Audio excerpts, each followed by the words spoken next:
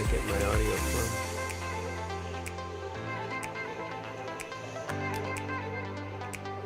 Why am I hearing this?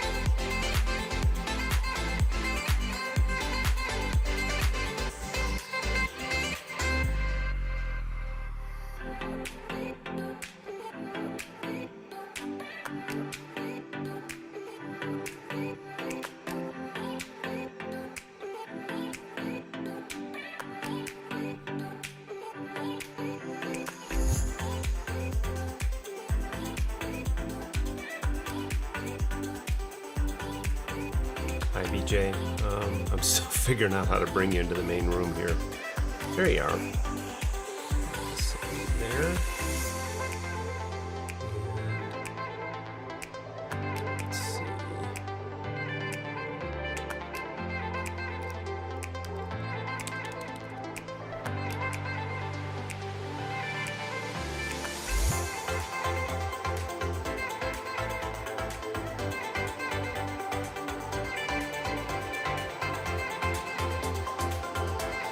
Hi, I'm still figuring out how to use the green room capability here, so hopefully you can hear me. Just stay where you are, and let's see if I can figure out how to hear you.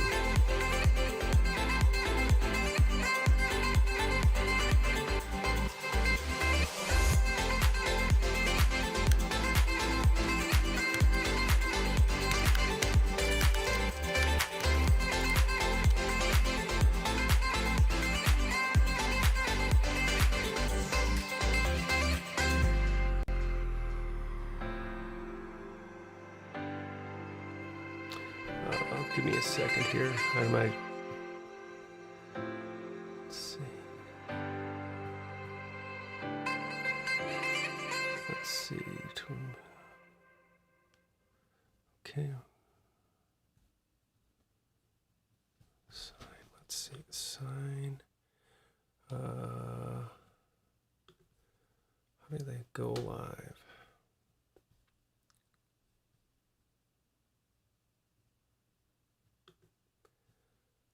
Hi there, Coach Steve here. We are still figuring out how to use all this. I've got a couple of guests that I'm trying to figure out how I get them out of my green room here. Let's see. That's not going to do it. And I know how to, let's see, we want to do that. Give me 1 second here.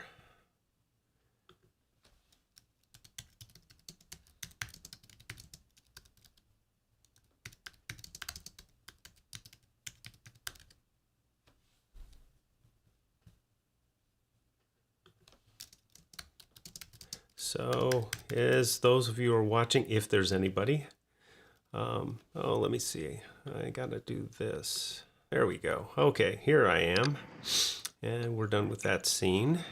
Hey. And it looks okay. I think that's all I needed to do. Let's see if I can make this work here. It's a work in progress. So let me see. I've got. Okay. There we BJ are. on? Yeah. So I think we're on here. And BJ's kind of frozen, which is probably a bandwidth thing. BJ's on his way to practice. Oh, so, okay. So there's that.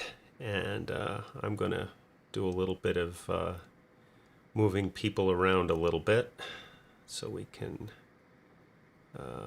get get everybody going here. But it's with any technology, you kind of figure out what you can and can't do.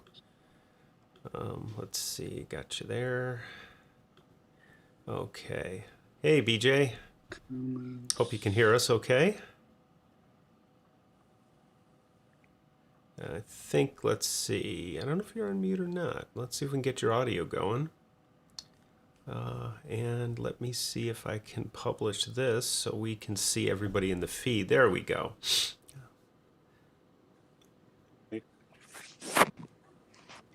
All right. Can we see and hear each other? I can hear Roger. Yep, I can. Yeah, Okay. BJ, I can't hear yet. BJ, check out, make sure your microphone's not muted.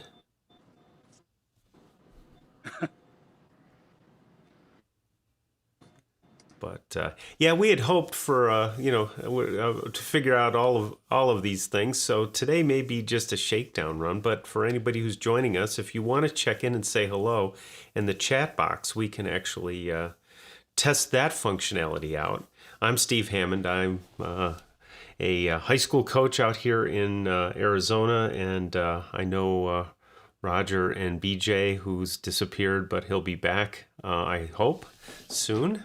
And Roger's joining me. Roger's an old friend from back in Chicagoland. And we thought we'd get together kind of to try out this idea of live streaming. One of the things we'd like to do is have some discussions with coaches who have questions, especially newer coaches. In fact, we'd like to, if you're a newer coach and you'd like to join us, here, we'll try BJ here, see what's going on.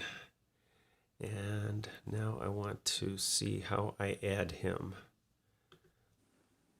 And looks like, okay. So it says that BJ's muted. And in our, we're not getting his video feed quite yet. So if you're wondering what's going on in our current situation, BJ is on his way to practice, and he's going to be en route. I guess he's got a noon practice Central Time, or 1 p.m. Eastern. I'm in the Mountain Standard Time here in Phoenix. We don't change our clocks, so that's the equivalent of West Coast time. Hey, Raj, let's chat while we figure out what's going on with BJ. But welcome. Okay. So, a little bit about what you've been doing. I know we're. You've got, I saw your note the other day on VCT talking about 50 years and what do you do next? And what are some of the things you've been thinking about doing next? Oh, but I was planning on kind of officially retiring next year, but I think this thing with the detached retina right now is kind of like push that timetable up. Yeah.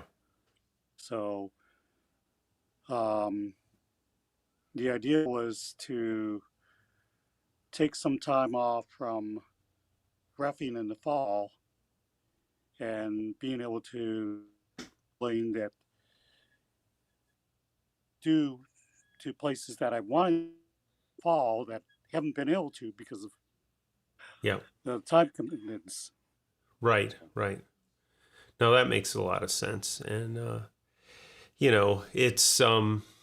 it's a challenge too, especially, as we all know, referees, and I know you do more than, I know you coach and referee, but, referees are tough to come by these days. I think we sometimes as coaches do our best to discourage them, although I'm always impressed by the thick skins most of the referees I deal with have. They're good. And then, of course, the endless debate over different things, like I'm not even going to get into doubles, but, this happens a lot.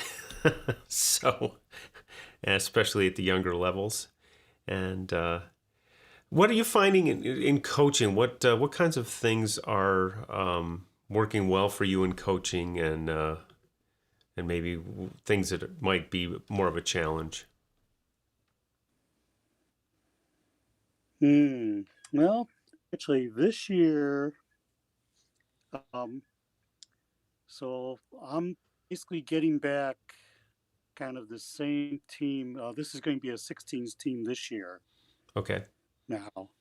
Um, Usually I discourage teams from coming back because I like to have them get a different viewpoint from a different coach within the club. Yeah. Um, as a case point of like Adversity, had this 14 um, wanted to stay. Well, he came back the next year as 15, and yeah, while the 14, the first experience for them, I don't think the second year was was um, was good for them. Mm-hmm. So I think, and being a younger coach, I'm like, okay, I probably should have changed things up a little bit more with them. Mm-hmm.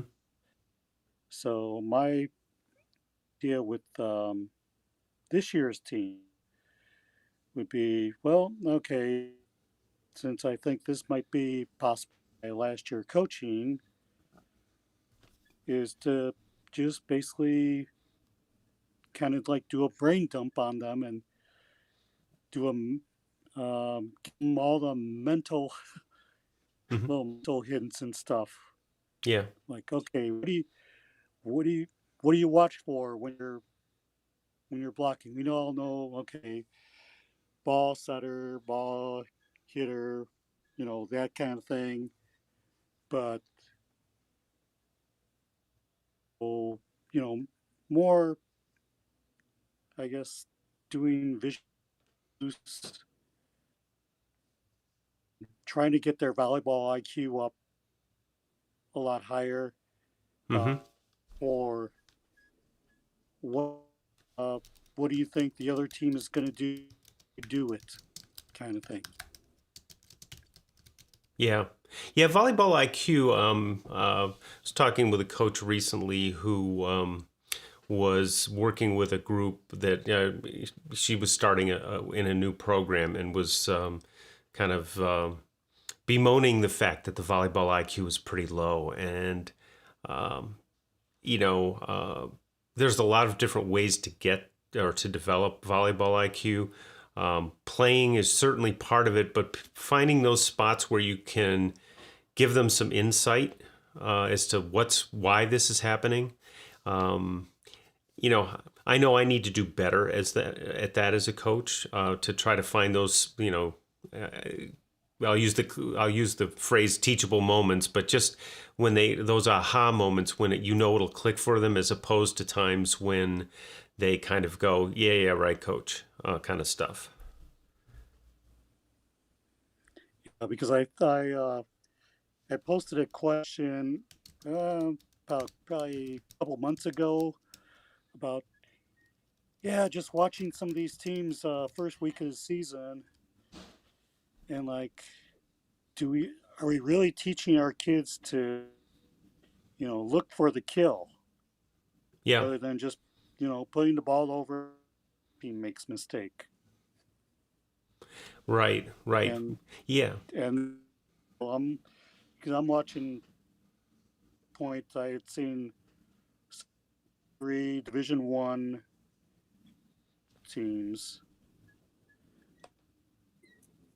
and that was kind of like the common theme with all three levels was, okay, it might be first matches is kind of trying to feel out what the other what the other side's doing, stuff like that.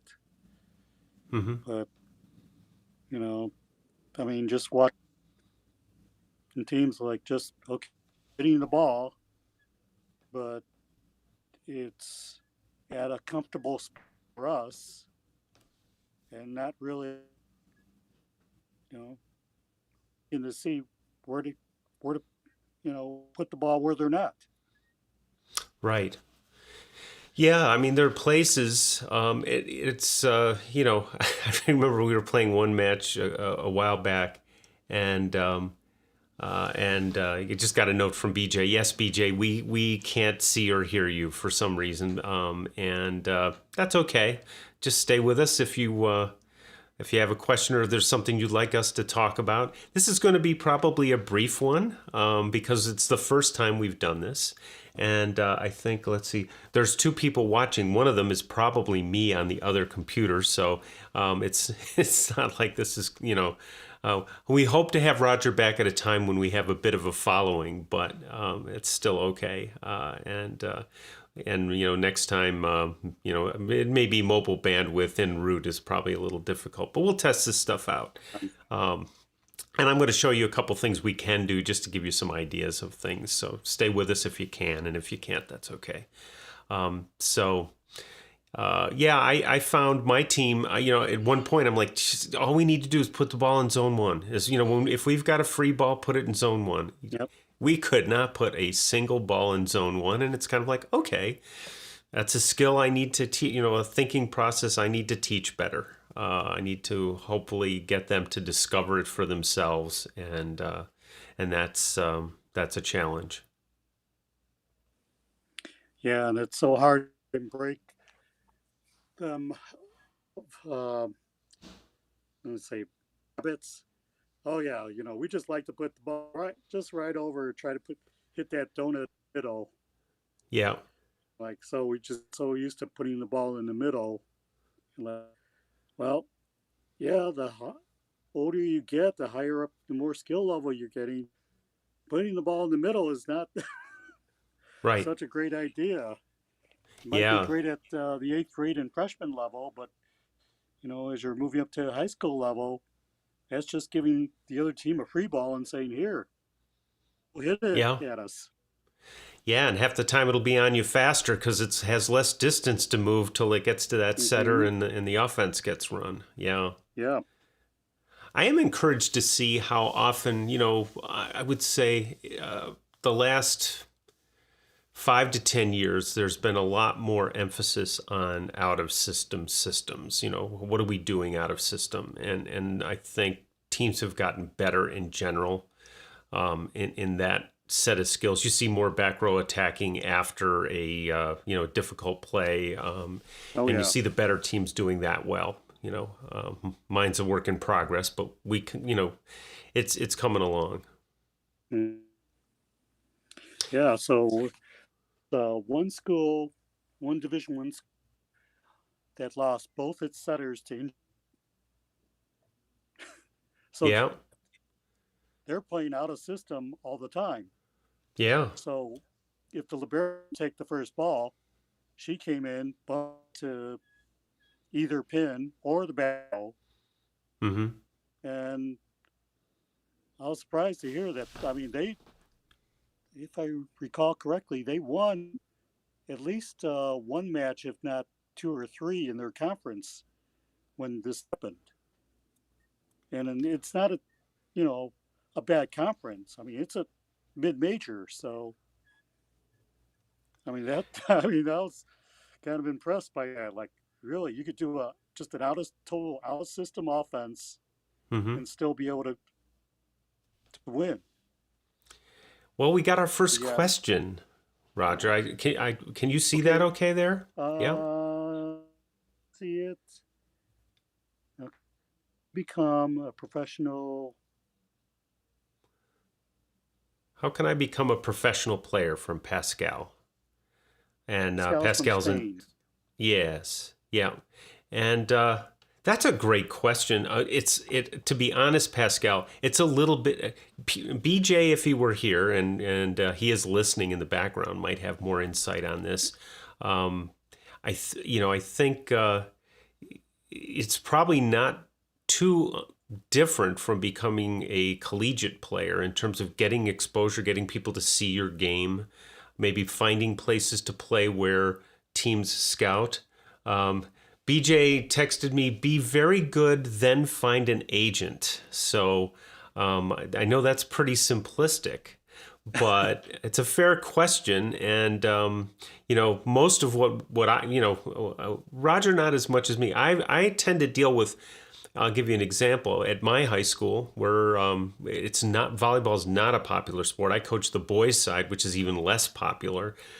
Gosh, We're yeah. working on that very much, but I'm usually dealing with brand new players, seniors in high school, who come in and say, "Hey, you know what? I'd like to play volleyball. That looks pretty easy." And or we fortunately now have this little opportunity to get kids exposed during classes. We have like a little 30-minute period where I can get them out there, and it's hectic to get the equipment up and down, but we can get them to play a little bit. And there's all these guys who are like, I can play, man. I can beat your best guys." And I'm like, well, maybe yes, maybe no. Come on out for the sport. Let's see, or come to an open gym. In your case, if you're a good player, find places that good players play. Get people to notice you and start talking with them, especially if you can make a contact maybe with someone in Spain who is a professional player. And players and coaches are pretty good about sharing in the volleyball community. At least I've found, especially maybe even more so on the boys' side because it's an emerging sport. And I think that it's really helpful to go ask for help, for sure. Yeah, actually, in Europe, things are set up differently out there. I mean, they don't have collegiate volleyball as we do in the States. For them, uh, as far as I exposed to for Europe, it's actually for a club. Now, this is only from my experience with a Dutch coach that I Okay. was talking to, and he's basically a club coach, but it's a professional club. So, Yep. but they do run a club for the younger ages, and then what happens is that those players move up as they get older to actually, if they're good enough, play in the club. Mm-hmm. And I believe there's different tiers play in Europe. Well, I think is probably Italy and Russia, I believe, and Turkey are probably the three highest um, leagues. Mostly Germany. That I'm not too sure about Spain, but yeah, I mean, if you're in Europe, I'd say look for a volleyball club nearby, and see what they can do, or try out for them. Yeah, So exactly. I mean, I think you're going to find opportunities. Let's see if I can do this. I can't actually. Well, BJ just sent a comment for Pascal. So again, if you're watching, this is the question. BJ's comment is pros stand out among their peers as they progress physically, hmm emotionally, and with their volleyball IQ. And if you can get to that point, you can start knocking on the door, particularly in Europe. And then there's another, let me put this up here. Pascal's got a little follow-up. And maybe this one's going to be a little, okay, here we go. So, and University 24. After that, is it too late to get in pro? Currently, he's 19 years old. What the professional player, what do they do when they finish their career? Thank you very much. So, Pascal, I know a few. Many of them go into coaching or running a club or yeah, doing things like that. I have a good friend who played in Europe. Some of them go on to professional careers. And in fact, let me do this. There we go. okay, yeah, and I Yeah. can read that. Yeah, sorry about that, Roger. Yeah.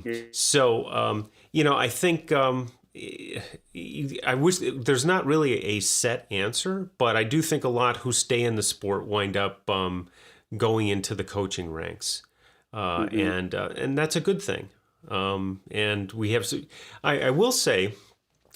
This is just an observation over the years. I've noticed that it's interesting the first few years of a coach's career coming out of a very competitive environment, maybe not so much with the professionals, But with collegiate coaches who then kind of start coaching at the lower levels, maybe junior high or high school, they have a period, some of them have a period of time where they struggle with backing off from the competitiveness, because these are learners now, and they bring the intensity, and I suspect coaches who've gone through the professional ranks are a little better at that. They'll bring really great techniques, but they also kind of understand that when you're talking to a 13 or 14 or 15-year-old, they're still at the beginning stages. You want to encourage them. BJ says, Pascal, by the way, 24 is not too late. That's about the right age for men. Men's players, can mature at that time and then have, probably 10 years or more. These days with pro sports here in the States, we're not finding challenges. I mean, I know Brady's an exception, but that's kind of age is less of a limiter, I guess, is the way I'd say that. Yeah, and for your reference, when he's talking about Tom Brady, Oh, right. quarterback for Tampa Bay Buccaneers. I believe Who's he's 44? what, 30? 44. Now? Yeah. Yeah. Actually, Exceptional. Yeah, but he's himself in shape, and Yeah. so yeah, like I said, I mean, I know Europe, it's different over there. I actually met this Dutch group, or a small Dutch group of three guys that I met coaching at a U of I at the University of Illinois camp, volleyball camp during the summer. One was one of the club coaches. The other two were players, and I believe that those two players now, they are, after they finish their playing career, are, I believe, in their mid 30s, and they've gone on to professional careers in business, and I'm trying to think of like what the other person. I believe they're both in business. One's in sales, the other one's in marketing. Okay. So it's, I mean, it's just like here. So if you're going to school, university, this is the same advice our kids. If you're looking at a college, can you go there? And if you like that school well enough so that if you get hurt, can you want to stay there and finish out your education? Right. Right. Yeah. Yeah. Have a purpose beyond the sport, I think. Yeah. Makes a lot of sense. Let's see. There. That's a little better. Yeah, I'm still working on how to use all this. So those of you who are watching, we're this is our first shakedown run of using all of this technology. But glad you can be with us, and I hope that that helped, Pascal. If there's anybody who sees this after the fact and wants to reach out to Pascal and give him some advice, that'd be fantastic. He says thank you, and I appreciate that. We're glad you could join us and spend a little time here. We're hoping to grow this. I'm going to kind of go through a few things that we can do here, Roger, just to kind of play around, just to give you an idea, and BJ, who's watching on his trip to practice. So there are different ways. We're using an app called Ecamm Live, which is a Mac-only app, and it has a lot of interesting capabilities that I'm just scratching the surface of right now. This, this background here, for example, it's not real elegant, but it works.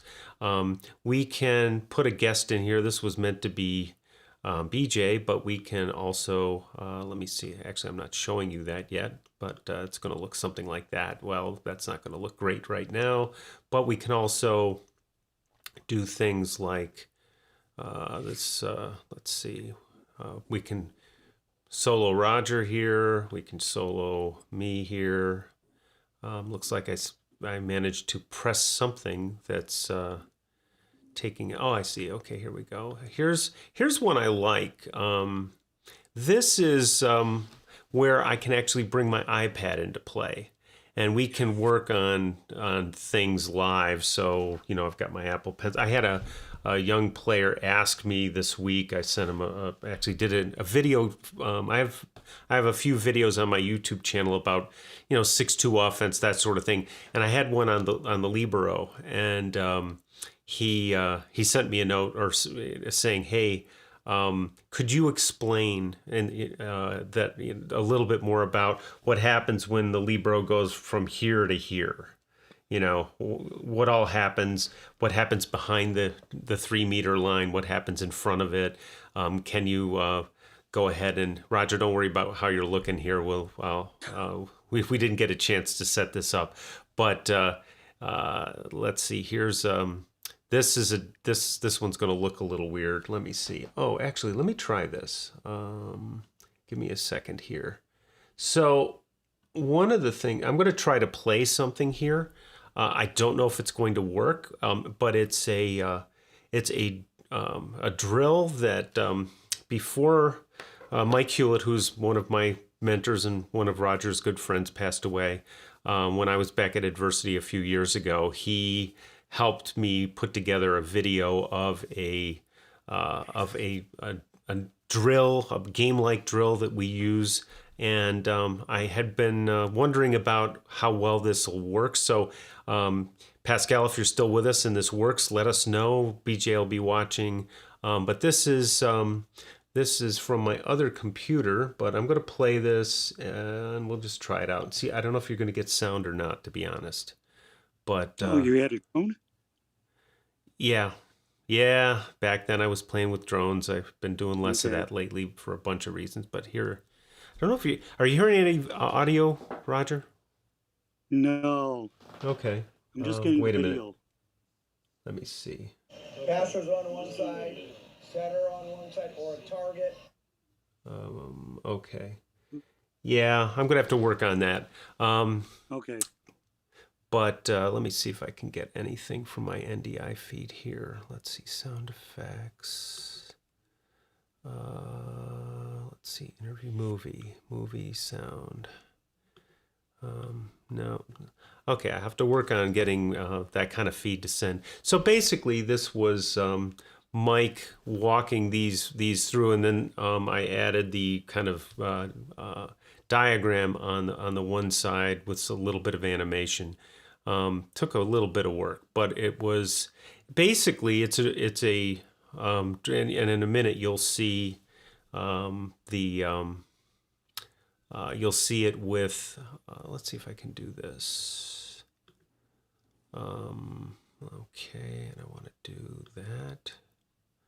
Okay, let's see if I get us off the screen here for a second, and let's do that. So they're going to actually go through this drill, and we'll have some video of it. So the idea being that, hopefully down the road we can do some whiteboarding together and things like that with the sound working and all of that. So here's, and again, this would have sound with it if I knew how to do that properly. If anybody's really good with Ecamm Live and wants to share, that'd be fine. It doesn't look super smooth, but again, that's something we're still learning to play with. So the idea here is to get all the skills. They're serving, which they need to do. They're receiving, which they need to do. They're running offense. They're just running to the outside hitter in this particular one, but they're also blocking and reading. And so it gives you an idea about, the whole game. And instead of doing a serve and serve receive drill, we would do this in order to, and everybody rotates through, and then Mike's kind of overseeing and giving coaching points where he will. But it really kind of develops most of the skills we use in volleyball. It doesn't give us, for example, having to read 3 hitters and decide, and so the middle's really not, learning how to read and block the correct hitter and all of that stuff. but at the end of it, it also shows you a little bit of out of system offense potentially, and a way to get an attack. This point's well made here.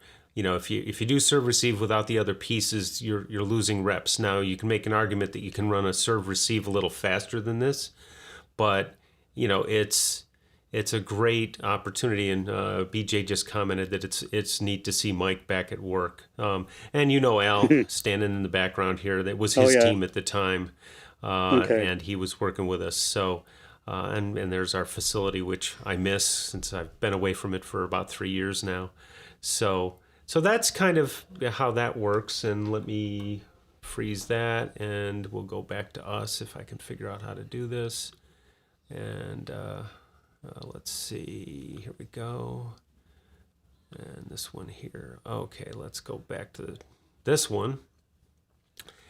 But it's playing with, and Pascal's still there. I don't know, Pascal, if that made sense to you or how it looked.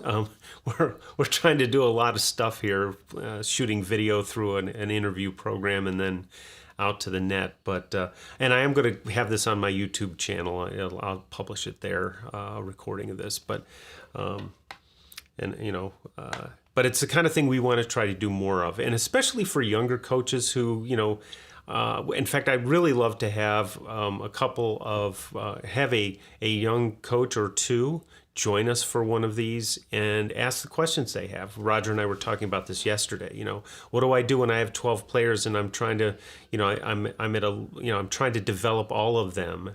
You have kind of multiple schools of thought there. It's equal playing time, which in some places is required. You have I want to win, I want to develop, but having your 11th and 12th player never touch the floor isn't, what was it? John Kessel, when he does his cap, he very often says, try not to be the person's last coach in the sport. Yeah. That's an important thing. And I dropped out of playing for a long time. I've started to play again. And, I probably didn't play for at least a decade. It was kind of like, oh, I'm getting old. And then I had a rec league person call me up and say, hey, I need players. Do you have any recent graduates from high school who might be interested in playing? And I said, let me check. And I talked to the guy, and nobody was interested. So I said, well, look, I'll come out, but it's going to be ugly. And it's like, I played 1 8-week season, and some of the skills were there, but I couldn't hit an attack to save my soul. My timing was just awful.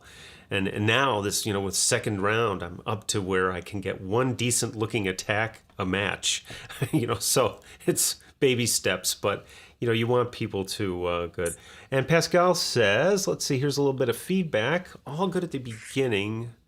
When you muted the sound, I could hear the video. Oh, you could hear the video. Okay, well, I got to work on that. No, I always get a kick out of people apologizing, and I go, yeah, my Spanish is not very good, Pascal. I suspect, and my son-in-law is Peruvian, so there's incentive. My grandchildren are all learning Spanish because they want to go home and talk with folks back in my son-in-law's home. So it's thanks for sharing that, Pascal, and thanks for being with us. If you're still here, hey, tell me where you found this. Did you find this on Volleyball Coaches and Trainers? Because I haven't, or are you subscribed to my feed and that's how you got there, or something else? Because we obviously want to let people know how to get here and that sort of thing. But let me see if I can go back to this one here. Okay, yeah, that one So what I can do in the background, Roger, just so you know what I'm doing here when I'm talking to myself, is I can do a little bit of manipulating of the image in all this, and so I can go to a view. I can preview it, and I can go to a view like this, and then it's like that. So I can kind of put the two of us there. So one little step at a time. And you can do a lot of this on the fly, so that's good. But then it's kind of distracting from the live feed. And if there's, we'll go another few minutes and then move on to the next thing. But the clipboard feeds, like this, where we can kind of play around and move things around, I think can be helpful. The other thing I want to work on is maybe using something like Teams or one of the platforms. Okay, so Pascal's subscribed to the channel. Okay.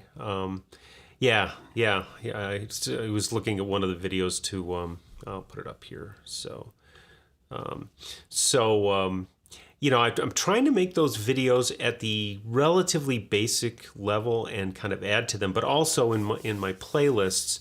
I like the McKibben brothers ones, Roger. I think they do a really good job. Yeah. Especially for the boys, it's nice to see guys, kind of talking about the skills, and so, that's kind of that's something that I've been doing a little bit when I see a good one. Karch has got a really good one on, like 3 minutes long on just shuffling to the pass. It's the one where his glasses fall off when. Yeah. So, it's like. I think when you see a good one like that, I haven't put a lot of other stuff up because I'm trying to keep it at a level. And thanks, I'll put this one up. Yeah, they're getting there.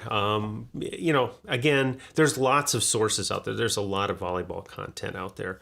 My take on it is to try to be as game-like as possible. So I don't do a ton of drilling, but I think back to my days in a more regimented system. I spent my first 10 years at a club that was very drill oriented, and it wasn't the worst thing in the world by any stretch. It was kind of some of that drilling really worked well. Footwork things, especially for setters, were really helpful.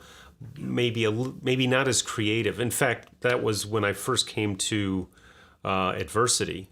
And Roger and I both coached there and worked there, among other places. But when I first came there, I went to my first tryout. And it was when we were in that interim facility before the new facility was put together, one over off of Lake Cook, I think. And so we were in there, and I hadn't met anybody. Steve Wolf was there, and there were a bunch of guys I never, and I was a little intimidated because it was, an all-boys club, and I'd been in, boys and girls, primarily girls.